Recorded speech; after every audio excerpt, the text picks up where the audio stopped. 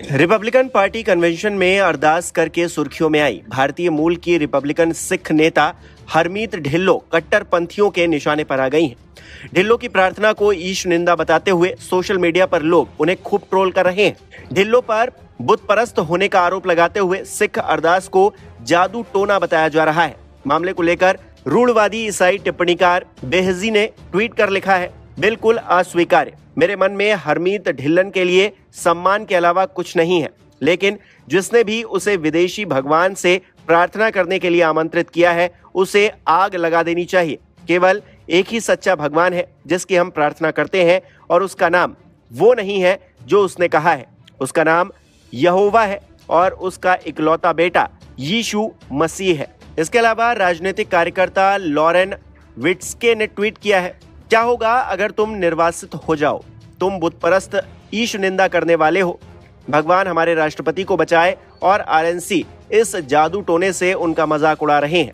एक अन्य यूजर ने लिखा, आरएनसी में सिख प्रार्थना पढ़ना शर्मनाक था। अमेरिका एक ईसाई देश है। हमने इससे पहले सचमुच एक बेहतरीन ईसाई प्रार्थना की थी जिसमें ईसा मसीह का जिक्र था। ये अनावश्यक दिखावा और ईश निंदा वाला है। आपको बता दें कि हरमीत ढिल्लो ने कार्यक्रम में ट्रंप पर हुए हमले का जिक्र करते हुए कहा था कि पिछले 48 घंटे हमारे जीवन के सबसे तीव्र फिर भी सबसे प्रार्थनापूर्ण रहे हैं।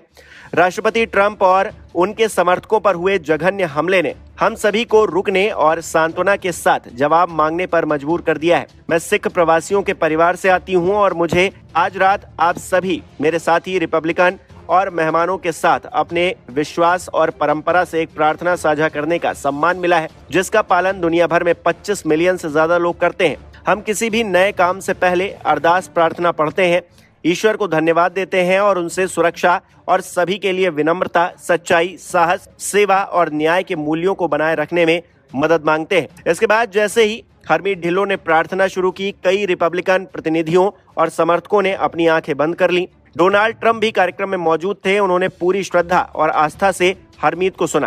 कार्यक्रम में मौजूद तमाम रिपब्लिकन नेता और कार्यकर्ता भी ठीक वैसा ही करते नजर आए, लेकिन सोशल मीडिया पर लोगों को ये बात पसंद नहीं आ रही और उन्होंने हरमीत को जमकर ट्रोल कर दिया है। वहीं हरमीत ढिल्लो की बात की जाए तो 55 साल के हरमीत ढिल्लो का जन्म भारत के चंडीगढ़ में सिख परिवार में हुआ था, लेकिन वो लंबे समय तक भारत में नहीं रही। एक डॉक्टर की बेटी और भारतीय वायुसेना में 4 स्टार जनरल की पोती हरमीत बचपन में ही यूके और फिर यूएस चली गईं। उनका पालन पोषण उत्तरी कैरोलिना के एक ग्रामीण शहर में हुआ।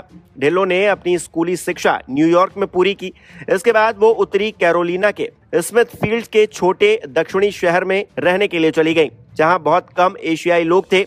उन्होंने डार्टमाउथ कॉलेज में शिक्षा प्राप्त करने के बाद वर्जीनिया यूनिवर्सिटी के स्कूल ऑफ लॉ में कानून की पढ़ाई की। ढिल्लो ने 4th सर्किट के United states court of appeals के जज पॉल विक्टर निमेयर के लिए क्लर्क के रूप में अपना करियर शुरू किया। इसके बाद 2006 में उन्होंने अपनी खुद की law firm Dhillon law groups की स्थापना की।